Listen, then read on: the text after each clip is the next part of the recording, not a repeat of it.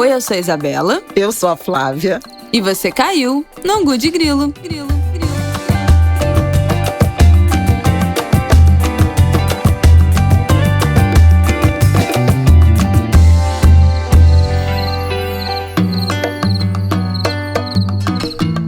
A pessoa tá rindo, começou feriado, né? Não tá de folga nesse feriado, né, Flávia?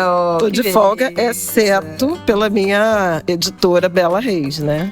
Porque no fim de semana não deu, então estamos gravando aqui nessa segunda-feira, que pra mim é dia de trabalho normal. Não fui agraciada com uma folga nesta segunda. Pois é. Mas amanhã não contem comigo para nada. Amanhã, quando você estiver ouvindo isso nesse Angu de Grilo, eu estarei fazendo rigorosamente nada se tudo der certo. Vamos lá. Bom, neste episódio 106, nós vamos falar sobre os cortes de verbas na ciência.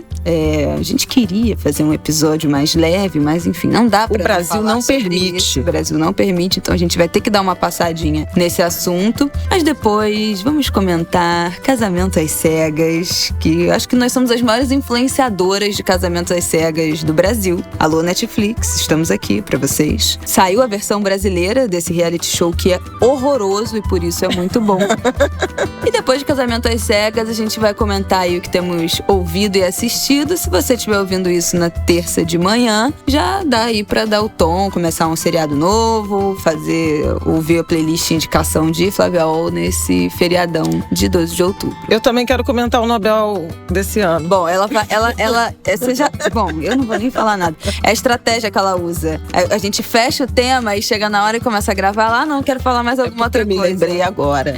Isso. Roda a vinheta. É a estratégia pra eu não ter como cortar, entendeu? Mas tudo bem, vamos lá. Bom, vamos começar com os cortes da ciência. Fala, Flávia. Temos um convidado que a gente fez umas perguntas para ajudar a gente a entender um pouco do que está acontecendo e qual o grande problema nesse corte. Pois é. A questão é que, quando tudo parece que já não pode piorar, piora, né? O Ministério da Economia encaminhou para o Congresso Nacional uma proposta de corte na verba, nas receitas, né, no orçamento do Ministério da Ciência e Tecnologia da Ciência Brasileira, que praticamente inviabiliza tudo. Concessão de bolsas, manutenção de laboratórios. Era uma queda, quer ver? Corta 560 milhões de 590. Olha que loucura. Até o ministro astronauta está indignado. Pois é, isso que eu quero.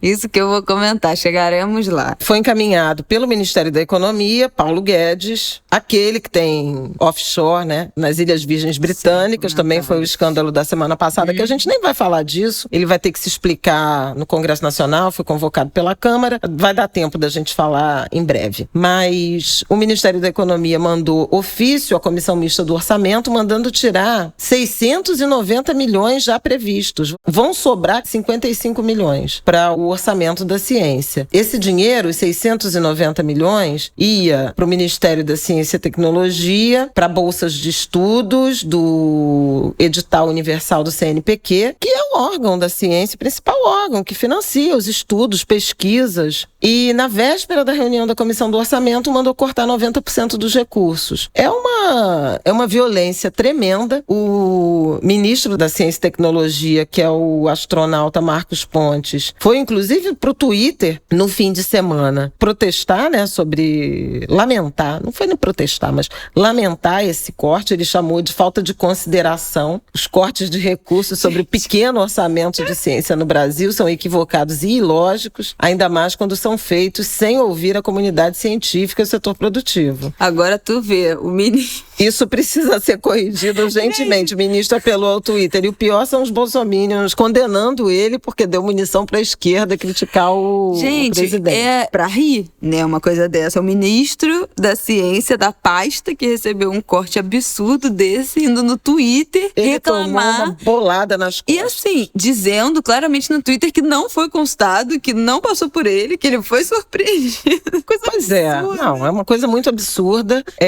A gente entrevistou, eu conversei com o professor Renato Janine Ribeiro, da USP, e ele é presidente da Sociedade Brasileira para o Progresso da Ciência. Ele foi ministro da Educação e ele está um pouco junto com outras organizações, liderando aí um movimento para pressionar o Congresso a não acolher esse pedido, essa determinação, esse corte imposto pelo Ministério da Economia. É algo absurdo. E aí ele fala que esse corte ele tem potencial para destruir a ciência brasileira. Agora, veja, destruir a ciência brasileira em plena pandemia, né? No momento em que a ciência mostrou sua relevância, seja do ponto de vista do tratamento, né, das recomendações de enfrentamento à pandemia, seja no desenvolvimento, na produção de vacinas. A gente tem aí um protagonismo particular nessa temporada da Fiocruz e do Instituto Butantan, mas de centros de pesquisa, o quanto tem se mostrado urgente, estratégico, o investimento em ciência e tecnologia, inclusive à luz do enfrentamento dessa pandemia e da perspectiva de outras. Além disso, o Brasil tem condições de desenvolver tecnologias de energia limpa, de produtividade no campo. A Embrapa é um gigante, uma potência nisso, né? E muito do agronegócio, que tanto orgulha, inclusive esse governo,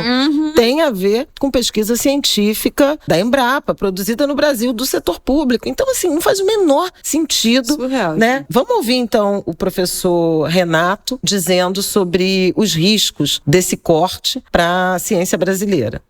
O que nós vemos é um governo que aparentemente ou não sabe o papel da ciência no desenvolvimento econômico, assim como ignorou o papel da salvação de vidas no desenvolvimento econômico, colocou uma posição falsa entre salvar vidas e a economia desenvolver-se e perdeu nos dois quadros, né? Como também não sabe o papel da ciência nisso. O Ministério também teria que ser mais forte, mais contundente, porque esse corte de 92% é praticamente tudo. Quer dizer, 8% é margem de erro, né? É muito pouco. E cortar no CNPq, o CNPq é o que é mais conhecido do Ministério de Ciência e Tecnologia. As outras secretarias, outros setores do MCTI são muito pouco conhecidas da população e mesmo do mundo acadêmico, que tem um respeito gigantesco pelo CNPq, por sua tradição, pelas lideranças que passaram por lá, tudo mais.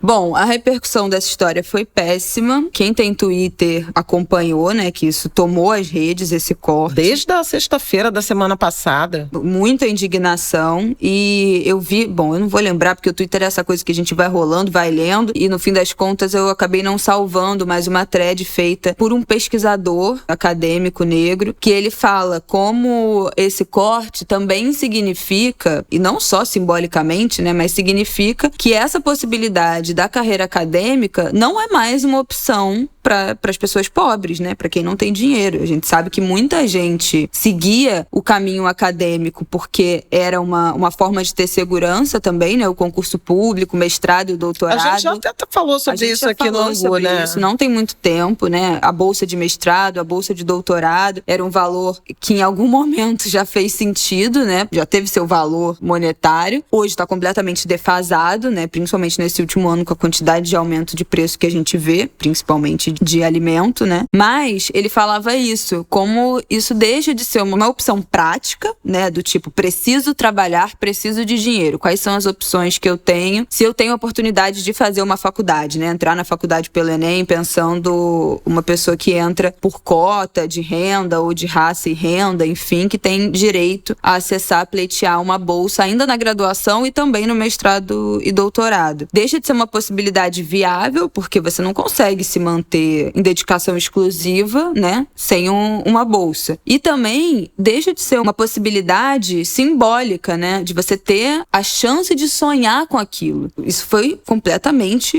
cortado pela raiz agora, né? Então, assim, sem a possibilidade de eventualmente você conseguir uma bolsa, que não são todos os alunos que conseguem, mas sem ter nem essa possibilidade, deixa de ser até um sonho, deixa de ser, né, você risca logo de início. Então, qual a quantidade, qual é a perda que a gente vai ter de diversidade de classe e de raça, principalmente. E de gênero. E de gênero, né? Na pós-graduação no Brasil. Em um momento em que a gente estava comemorando o aumento dessa diversidade no ensino superior. E num momento também delicado, porque ano que vem, né, é a revisão da lei de cotas. Não vamos esquecer disso. Faz 10 anos e vai ter a revisão. Num governo que é, no momento, né, completamente contra, num ano de eleição. Então, assim, cara, sabe Deus o que vai ser disso. Eu achava que quando a gente falava, né, isso da lei de cotas, que já tem anos que eu falo, gente, eu não discuto cotas, foi aprovado, né, por 10-0, por unanimidade do Supremo Tribunal Federal, isso não é um assunto. Debater se a cota deve ou não existir, não é um assunto, é um não assunto porque elas existem, ponto. Foram aprovadas por unanimidade. A gente só vai voltar a discutir isso em 2022. E agora que está chegando 2022, a sensação que a gente tinha era que isso era um assunto dominado, né? Não, óbvio que vai, né, que vai ser prorrogada, óbvio que vai ser reconduzida a mais 10 anos, ou enfim, mais algum outro prazo. Mas eu não sei se agora é tão óbvio assim, né? Nesse momento de Brasil e de governo, em que a gente também comemorou há pouco tempo a aprovação de cotas para concurso público, né? Para pós-graduação. As faculdades têm aberto também essas vagas. E é isso, é a sensação de que, caraca, não dava para perder mais nada. E aí perdemos. E aí, um depoimento que a gente vai botar aqui do áudio, do nosso entrevistado, também é falando sobre isso. Como tirar essas bolsas agora, nesse momento que a gente estava começando a caminhar na inclusão de diversidade, também é uma tragédia sem tamanho. E ele cita, né, especificamente a doutora Jaqueline Góes, que já foi nossa entrevistada aqui no Angu. Então, rodou.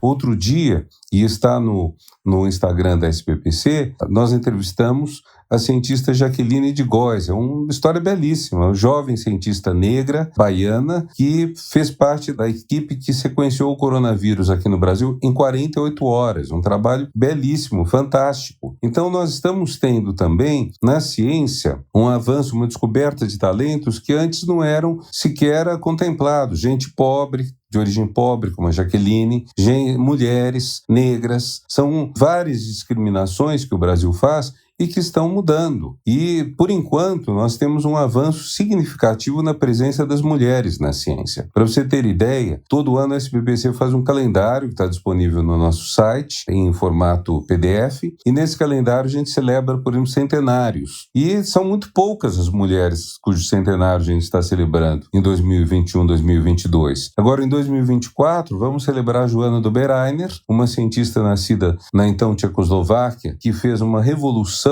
na questão do nitrogênio, na economia de nitrogênio, ensinando a fixar o nitrogênio no solo. Berta Gomes, que foi uma grande antropóloga. Carolina Bori, que foi presidente da SPPC, psicóloga ilustre, nome do nosso prêmio de incentivo às mulheres. E o que está fazendo falta hoje, Flávia, é mais presença de negros e de descendentes de indígenas na pesquisa científica. E é uma coisa que nós temos que retomar e desenvolver as políticas de ação afirmativa, porque é claro que a proporção de talentos é a mesma em toda a sociedade. Não há mais talentos entre pessoas de ascendência japonesa do que entre pessoas de ascendência, sei lá, belga ou negra ou africana. Então, nós temos que desenvolver tudo isso e fazer que todos esses talentos sejam aproveitados e todas as pessoas tenham oportunidades. Finalmente, acho que vale a pena a gente chamar a atenção para a mobilização que a comunidade científica está organizando. Vai ter uma mobilização, uma carta, um documento que vai ser entregue ao Congresso Nacional, à Câmara, ao Senado. E o dia 20 de outubro vai ser um dia de pressão, de mobilização contra os cortes e pelo respeito à ciência brasileira. Então, vamos ouvir o que o professor Renato Janine Ribeiro fala sobre esse dia de luta.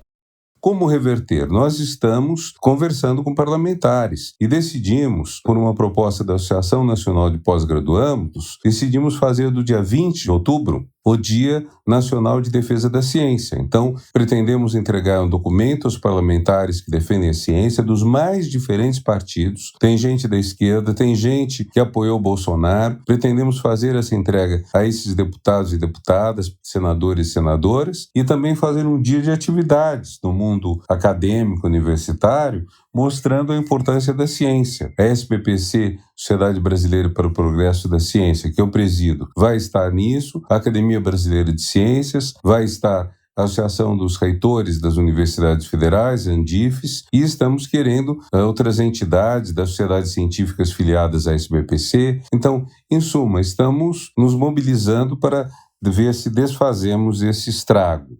Bom, é isso, né, gente? O que nos sobra como sociedade nesse momento? Incluir mais essa como uma pauta de demanda de tantas as outras que a gente já tem. É óbvio que na escalada de assuntos, há quem diga, tem coisas mais urgentes, é óbvio. Não tem nada mais urgente do que a fome, que é uma realidade do Brasil nesse momento. E a gente não deveria nem estar lutando para dizimar novamente a fome, porque isso era um assunto que não estava resolvido, mas já estava um pouco mais adiantado, né? Mas enfim, já que voltamos 15 anos para trás, óbvio que não existe nada tão urgente quanto a fome, e essa é uma prioridade. Mas enfim, é mais uma coisa que se soma na lista de extermínio, né, desse governo. De gente, de possibilidade, de sonho, de caminho, de comida, de acesso. É uma coisa assim que a gente acha que não tem mais de onde tirar, mas a gente acaba sendo surpreendido ainda, né? Falando,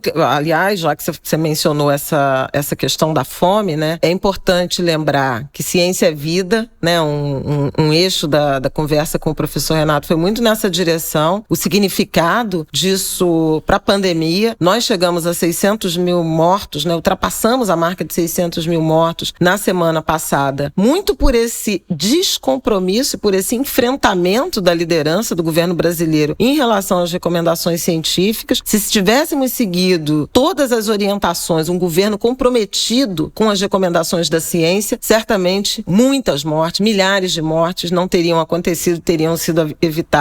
Então é importante essa valorização. Eu também queria lembrar que na semana passada o presidente da República vetou a legislação que determinaria ou determina a distribuição de absorvente. Ai, que ódio disso! Ele vetou uma lei que tinha sido aprovada no Senado Federal, num acordo muito amplo. É um projeto originalmente de autoria da deputada Marília Reis, do PT de Pernambuco, mas que foi assinado também por mais de 30 parlamentares, foi aprovado na Câmara, foi aprovado no Senado, partiu para a sanção presidencial e o presidente da República foi orientado e vetou sob o argumento de que não havia dotação orçamentária indicada, o que não é verdadeiro. Havia dotação orçamentária, ou determinação de uso de recursos do fundo penitenciário, no caso das mulheres em situação de encarceramento, verbas do SUS para mulheres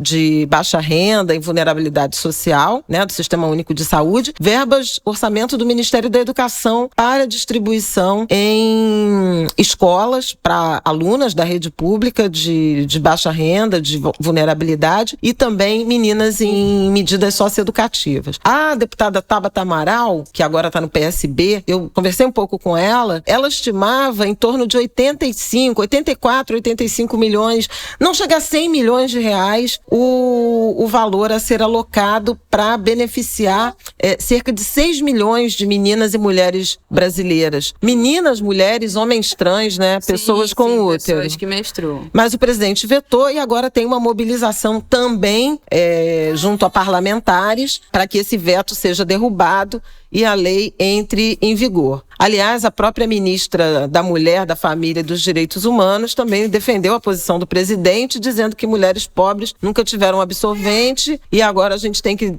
decidir se quer vacina, se quer absorvente, se quer arroz, se quer absorvente, se quer vacina. E aí eu quero dizer que é um falso dilema esse, porque nenhum brasileiro, nenhuma brasileira tem que escolher entre vacina, alimento e higiene menstrual, que é, inclusive, direito humano, direito à saúde e direito à dignidade humana. Segundo a ONU, não sou eu que estou dizendo. Organização das Nações Unidas. Eu não vou nem falar o que eu acho dessa mulher, porque eu quero evitar um processo e o fechamento, a censura desse podcast para sempre.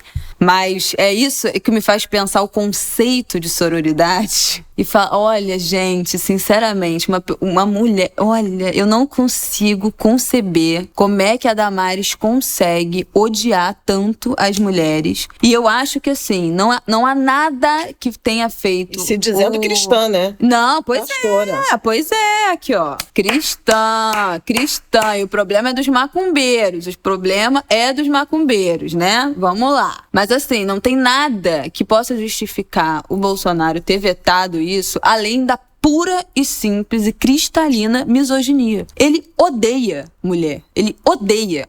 Não tem outra palavra. A gente já falou isso aqui. Ele odeia o Brasil. Ele odeia a população brasileira. E ele tem completo nojo, ojeriza, asco, assim, com tudo que é feminino. É uma coisa assim ele é o retrato da misoginia em pessoa. Então acho que não adianta a gente buscar outras justificativas que não sejam a pura e simples misoginia. Ele odeia mulher e ponto. Ele vai fazer tudo para acabar com qualquer possibilidade que as mulheres tenham de sobreviver nesse país com dignidade.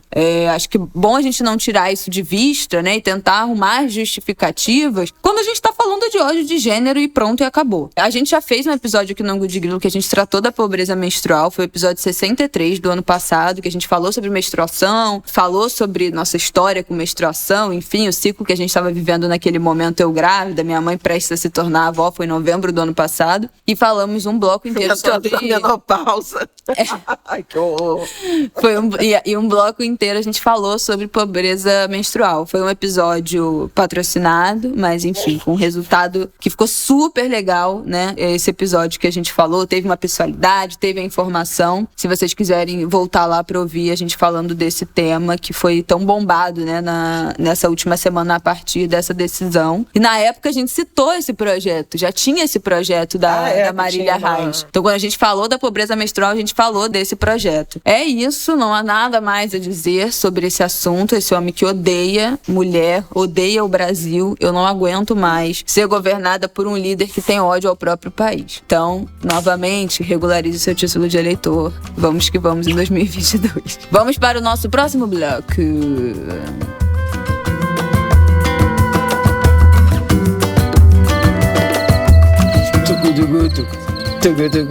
Tô ensinando o Olodum pro mar. A playlist do dia, começando o nosso assunto, indicações de coisas que a gente tem ouvido. A playlist do dia que hoje começou com Olodum, Martin ouvindo Faraó. Faraó, gostou, né, meu filho? Dançou em tudo. Faraó, vai. Mas olha, o que a gente quer comentar aqui? Não se fala de outra coisa. Tá bom, mãe. Ô, meu filho, não mexe não. Acabou a cantoria? Bom, uma coisa que a gente não poderia deixar de comentar aqui no Ângulo de Grilo, atendendo a pedidos do Twitter e do Instagram, que a gente tá fazendo graça assistindo, comentando o Casamento às Cegas e influenciando aí uma vasta audiência a assistir essa maravilha. Pra quem não sabe, Casamento às Cegas é um reality show originalmente americano, em que as pessoas passam 10 dias, né, conversando umas com as outras só por áudio, elas não se veem, não sabem nada da aparência, do físico uma da outra, fica cada um numa salinha, assim, é um reality show, e eles ficam conversando pela parede, até o momento em que essas pessoas se apaixonam e aí pedem em casamento sem se conhecer pessoalmente, só ali de estarem conversando por 10 dias sem se ver. São, eu acho que 10 participantes homens e 10 mulheres que vão intercalando ali as conversas, né? Um vai conversando com o outro. Tá cantando, Faraó. E até dar o match ali, né, daquele papo. E aí eles se pedem em casamento sem ter se visto, e só depois que pedem em casamento que eles podem se encontrar e se ver, finalmente, ver como é que o outro é. E a partir disso eles vão para uma lua de mel com um casamento marcado pra dizer sim ou não no altar dali a um mês. É um programa horroroso. É cafona, é brega, é forçado. É um povo muito maluco, muito carente. esquisito. Mas é exatamente isso que deixa o programa maravilhoso. Fascinante. Fascinante. Hilário. E assim, olha, gente, beira é o surrealismo completo. E aí você fica viciado querendo saber quem que vai formar casal, quem não vai, quais vão ser as tretas. A versão americana fez muito sucesso e agora chegou uma versão brasileira na Netflix que é assim, bizonha, igualmente bizonha a versão americana. Uma coisa que a Isabela notou em relação à diferença da edição americana é que os brasileiros são muito mais sexualmente, né, liberados. Total. Porque nos Estados Unidos tinha um drama sobre quem vai dormir com quem, se vai transar. Noite, era toda uma tensão. Tinha toda uma tensão em relação a essa questão sexual que no Brasil, imagina, inexiste. Nos papos, antes de se conhecer, o povo já estava fazendo piadas de segunda intenção. Então, assim...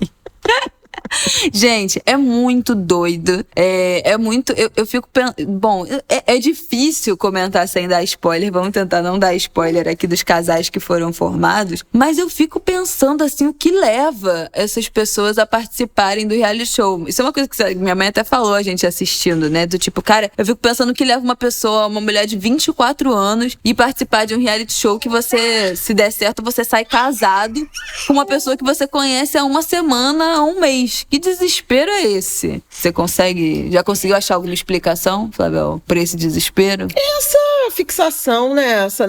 Essa expectativa, né? Pelo amor romântico. Eu não sei, porque eu tenho falado tanto com o Renato Nogueira sobre amor e essas ideias, né? Romantizadas de amor, idealizada. Então a pessoa às vezes tem 1, 2 frustrações na vida, que é o máximo que você vai ter com 24 anos, né? Tem 1, 2 frustrações na vida e já acha que, né, Martinica? E já acha que a vida acabou, que você precisa desse ato de desespero, né? Acho que a pessoa mais velha lá tem 36 anos. Pois é. Então, assim, gente, tem um desencanto prévio. Agora, tá interessante essa edição brasileira, porque tem um casal, um homem estrangeiro com uma mulher brasileira. Esse aí é um romance que eu tô querendo muito ver como é que ele vai se desenrolar, porque tem um choque de cultura. E tem um casal afrocentrado? Afro-referenciado? Monorracial, eu diria. Monorracial? Tá bom. Afrocentrado é uma coisa que aquele homem não é. Isabela já dando spoiler. Mas é interessante porque tem um momento de um diálogo, ela fala assim, eles fazem perguntas, né? Vão fazendo perguntas um pros outros, de qual é seu signo e ascendente. Qual é seu sonho de até, vida, assim, quer ter filhos e tal. Porque o papo é pra casar, né? E ela pergunta se você pudesse resolver um problema no mundo, né? Acabar com um problema no mundo, qual seria o problema? E aí ele fala, acabava com racismo. E aí a gente, na hora, falou, agora ela sacou que ele é preto. Óbvio. Embora a Isabela acha que pelo nome e pelo jeito de falar, já estava nítido. Mas foi bem interessante isso. No Casamento às Cegas americano, tinha um casal interracial, que foi babadíssimo. Tinha um casal também. Tinha dois pretos, né? Mas que não... 2 pretos que não vingaram. Preta. Teve um casal interracial, uma mulher negra com um homem branco. E teve um homem branco com uma latina, né? A venezuelana. Sim. Que também, tinha choque cultural ali geral. Total. E aí eu acho interessante... Você não pode fazer nenhuma pergunta que seja relacionada à aparência, né? Então você não pode perguntar qual é a sua altura, como é que você é, nada disso. Não pode ter nenhuma referência a isso. Mas eu falei, foi uma estratégia que agora, tipo assim, se você pergunta aí se a pessoa responde racismo,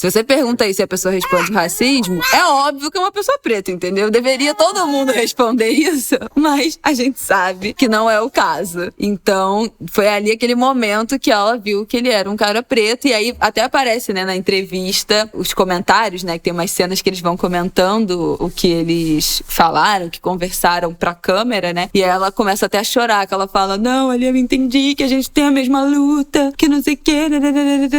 Mas enfim, aquele cara nunca me enganou daquele papinho. Calma. Não, eu já vi. Porque tem episódios inéditos. Vamos ver, né? Vamos ver. Mas desde o primeiro episódio, muito bobão, muito infantil. Ai, forçação, fala que tá chorando, não cai uma lágrima. Aquilo, olha, só quem viveu sabe. Mas tem todo tipo de gente. Tem uns caras completamente descompromissados, tipo assim, bicho solto total. Tem uns caras heterotop, Vila Mix, completamente sapatênis, assim. Gente, é uma coisa muito louca. Tem uns papos chatos. Assim como a versão Estados Unidos tem um triângulo amoroso chato pra cacete também.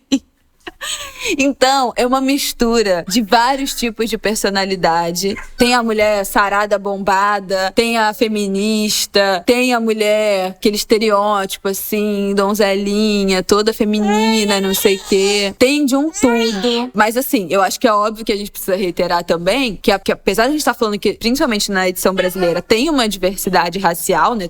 Eu acho que é tipo meio a meio, né? Negros e brancos nessa edição. Tá bem... 40%. Não diria meio a meio, mas tá bem... Olha ele cantando. Apesar disso, as pessoas todas têm corpos padrão, são todas magras, né? Não tem nenhuma pessoa com deficiência. Então, ainda gira em torno de um biotipo, digamos assim, dentro desses padrões de magreza, de não deficiência. Então, gira em torno disso, assim, o casamento às cegas existe, o amor às cegas existe, o amor é cego. Não sei se dá pra dizer a partir desse programa, porque o esperado ali é que todo mundo do outro lado seja padrão. Mas eu sempre acho, quando entra a questão racial, eu sempre fico numa tensão do tipo, como é que vai ser quando chegar do outro lado e ver que é uma pessoa preta, né, em relações interraciais, porque não é isso que a imagem que a gente constrói na cabeça não é, principalmente participando de reality show, né, dentro dessa lógica, desse universo, não é de que do outro lado o padrão é que vão ser pessoas brancas. Então eu sempre fico nessa tensão quando aparece um relacionamento interracial, que é como é que vai ser isso, né, como é que é a gente, naquelas ideias ali, não dá pra entender se a pessoa é racista, nazista, se é antirracista ou o quê. Então sempre fica essa tensão no ar aqui do meu lado. Como é que seria o tratamento se fosse uma pessoa negra? Como é que seria o tratamento se fosse uma pessoa gorda? Né? Como é que seria o tratamento? Esse amor ia se manter se fosse uma pessoa com deficiência? Então é algo que a gente sempre fica ali martelando enquanto assiste, porque por mais que agora tenha um pouco de diversidade racial, os corpos que a gente está tratando de formatos, de tamanho, são ainda completamente dentro do padrão esperado para esse tipo de produto. Então não é exatamente tão às cegas assim, sabe? Eu quero só deixar um beijo aí para as pessoas que a gente influenciou. O Orlando Calheiros, Anarco Fino, Vânia Santana, Carol Mourão, Renan Leta. Gente, uma galera. E vamos, quando acabar, né, a temporada, talvez a gente volte aqui a comentar o que a gente achou dessa versão brasileira na íntegra. E gente, basicamente, zerador de QI, né? Assim, a vida tá muito dura. Então, rir um pouco, se divertir um pouco com esse experimento é curioso, é engraçado. A gente merece. Assistam também, se deem esse tempo de ver algo que é uma completa bobeira. E você queria indicar músicas, né, que você andou ouvindo. Não, é porque o fim de semana, né, de feriado, eu tô ouvindo, assim, furando o Spotify com o álbum recém-lançado, Inéditas, do Aldir Blanc. A gente sabe que o Aldir, né, foi uma das primeiras vítimas, né, da Covid, na primeira onda, 2020, no início de maio, né? Ele morreu, ele não resistiu à Covid, mas ele deixou um mundo de composições e saiu o primeiro álbum com grandes intérpretes, a começar por Maria Bethânia, cantando Inéditas de Aldir Blanc. Então, acho que é uma obra obrigatória, fundamental. A outra é, obviamente, né, Maria Bethânia, que lançou, já tem um tempinho, acho até que eu já falei disso, mas eu continuo ouvindo direto esse álbum, chamado Noturno, que tem 3 canções, eu acho que eu já falei disso aqui, vou repetir, hein, gente. A Flor Encarnada, que é uma canção linda, da Adriana Calcanhoto, também da Adriana Calcanhoto, 2 de junho, uma música que ela fez em homenagem, em protesto contra a morte do menino Miguel, lá em Recife, filho de Mirtes. E tem um sambinha, cria da comunidade, que é um samba do Xande, que ele canta com a Bethânia. É uma delícia! É uma delícia. Ele narra uma viagem de metrô em que ele encontra uma jovem moradora de uma favela, da Pedreira, se não me engano. E é uma viagem de metrô em que eles vão trocando ideias. E tem um refrãozinho muito gostosinho. Que amor de pessoa, que conversa boa. Perguntou quem eu era. Se era fácil ou difícil o ofício de compositor. Uma delícia! Ela desce no centro da cidade e ele vai para a Zona Sul. É muito legal a canção. Ouçam, cria da comunidade. Eu acho que eu já falei do samba que Martim da Vila gravou com Tereza Cristina, né? Já falei aqui. E tem também um álbum, 80 anos, do Ney Matogrosso. Também acho, super recomendo. Grande intérprete da música brasileira. Completou 80 anos em excelente forma.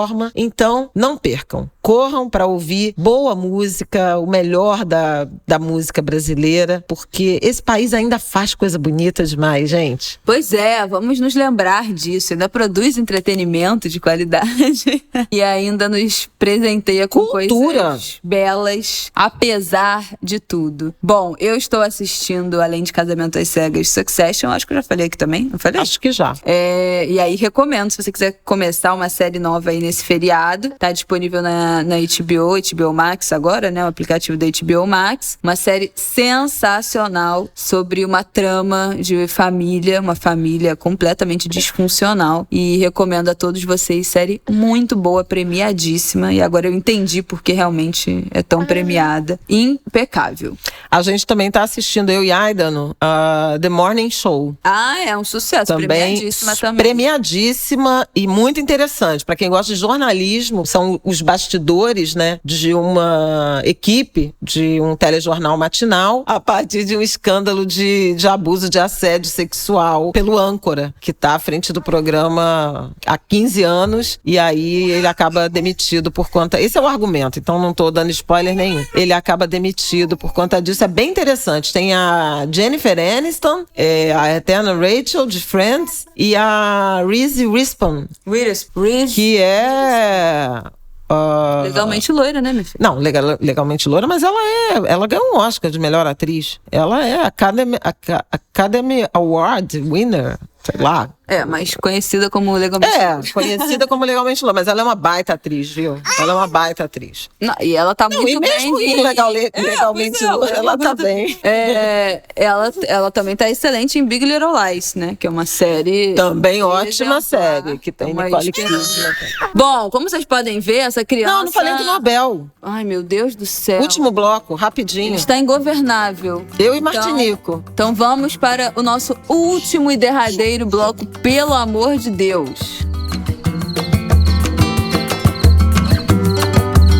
O Nobel da Paz 2021, que foi dedicado para 2 jornalistas, Maria Ressa, das Filipinas, e Dmitry Muratov, russo. Eles foram escolhidos para receber o prêmio pelo esforço para proteger a liberdade de expressão. São representantes, esse casal, essa dupla... Não, eles não são um casal, né? Eles são uma dupla. Eles não trabalham juntos. Têm carreiras, cada um nos seus países, enfrentando autocratas, presidentes, governos autoritários. Ela, inclusive, já foi presa algumas vezes, a Maria Ressa, e o Comitê do Nobel considerou que eles são representantes de todos os jornalistas que defendem esse ideal de liberdade de expressão, de compromisso com a informação. Eu achei muito interessante. No ano passado, né, o Nobel da Paz foi para a FAO, a Agência da ONU para a Alimentação, e uma agenda global importantíssima, cada vez mais importante, e agora para o jornalismo, que vive, né, enfrentando ataques,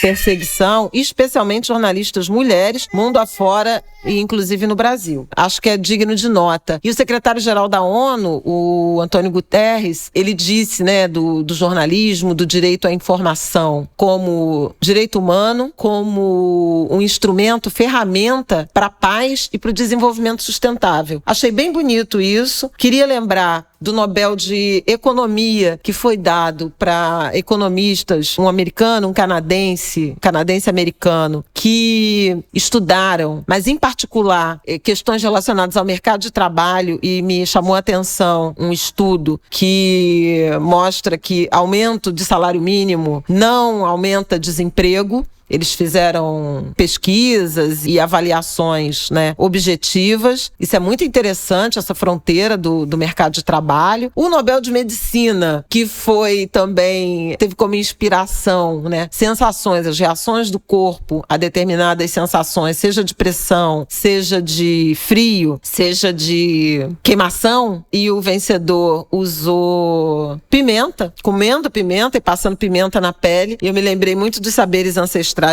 da minha mãe. Inclusive, fiz uma coluna no jornal O Globo sobre isso, falando dos saberes invisibilizados de povos tradicionais e eclipsados, né, e apagados pelo racismo, pelo preconceito, por uma visão etnocêntrica que atrela, né, ao diferente, às culturas não eurocêntricas, o primitivismo. E eu achei muito interessante ele partir das pesquisas comendo e passando pimenta na pele, e a partir daí serão desenvolvidos medicamentos, porque ele conseguiu descobrir a proteína que interage com as moléculas para produzir essa sensação. Então pode ser uma via para a descoberta de medicamentos contra a dor, por exemplo. Os vencedores do Prêmio Nobel de Medicina foram o David Julius, que é de Nova York, mas trabalha na Universidade da Califórnia, em São Francisco, esse da pimenta, e o Arden Patapoutian, que tem origem libanesa, radicado também nos Estados Unidos. Achei muito interessante, assim, você ter esse caráter, né, de diversidade. O Nobel de Literatura também é um autor da Tunísia,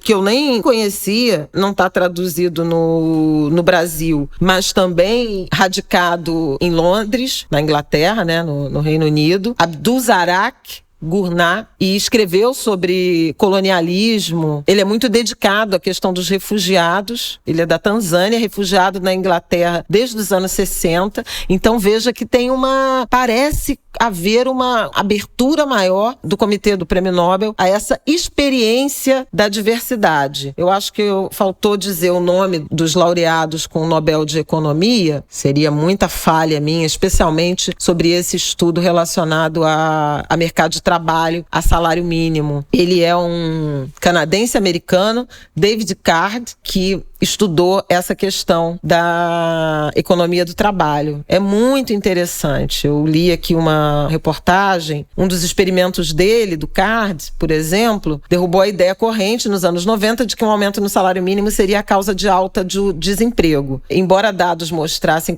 que havia uma correlação entre o valor do salário e o desemprego, os dois subiam ao mesmo tempo, não necessariamente ele comprovou isso, que significava que fosse porque houve aumento do salário mínimo que o desemprego aumentou. Ele identificou outros elementos, estudando, né, objetivamente cadeias de fast food em cidades de fronteira, estados americanos, que tinham características parecidas, Nova Jersey e a Pensilvânia. Em Nova Jersey, o salário mínimo havia sido aumentado, na Pensilvânia continuou o mesmo, o desemprego não se alterou de forma diferente que o da Pensilvânia nesses locais. Eu trouxe essa reflexão específica sobre salário mínimo, porque esse é um debate que existe no Brasil. Toda vez que o salário mínimo aumenta, há uma percepção, uma argumentação de que o desemprego pode aumentar. Além disso, tem um impacto nas contas públicas por conta de uma vinculação do salário mínimo aos benefícios previdenciários e a muitas folhas de pagamento, principalmente de municípios brasileiros. Mas nos anos, principalmente no primeiro e no segundo governo Lula, que houve uma mudança, né, uma vinculação do salário mínimo à inflação e ao crescimento do PIB, esse debate ganhou muita força no Brasil e é interessante ver o Nobel reconhecendo, premiando pesquisadores, economistas que se debruçaram sobre esse tema especificamente, que é de interesse do Brasil. Bom, com isso me despeço, já falei demais, Isabela já está aqui me